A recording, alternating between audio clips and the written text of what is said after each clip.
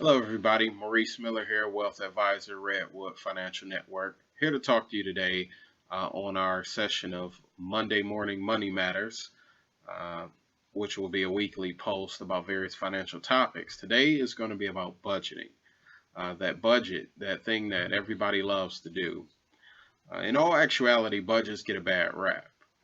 I believe budgeting is going to be one of the more powerful things that you can do to either help you get on track or stay on track to your goals.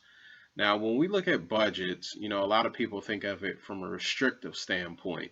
And granted, there are some restrictions within a budget, but what I choose to look at it as is that those restrictions will help you get to more freedom in the future. And even now, freedom that will keep you out of debt, freedom that will keep you from hopefully worrying about finances. So when we look at your budget, one of the main things you want to do, obviously, is look at your income. How much are you grossing, but also how much are you taking home?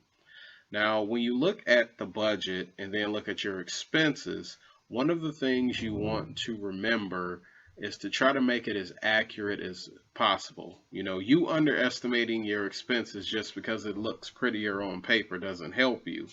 But one of the things you also want to do is don't forget those expenses that maybe don't come up all the time. Things like, maybe your homeowner's insurance, things like oil changes, car repairs. But don't forget the things that you do on a normal basis as well. If you go out to the movies a lot, uh, for myself, haircuts, those are things that, and my wife getting her hair done, those are things that go into the budget. So when you look at those expenses that, let's say, doesn't come up all the time, like your oil changes, what you want to do is typically look at how often do you do them. So let's say you're spending $30 four times a year. So that's 120 bucks a year for oil changes. Well, even if you're not getting them every month, you know, you put $10 a month aside to make sure that money is set aside. And what that budget allows you to do is keep you from going into your savings when those expenses that don't come up all the time. But then what it also allows you to do is really gauge where you are. What's worse than being in financial ruin is being in financial ruin and not really knowing it. So let's say you have $5,000 a month in income take home and you have $4,000 a month in expenses. Well, if you properly budget, then you can take that extra $1,000 and put it towards whatever's most important to you and your family.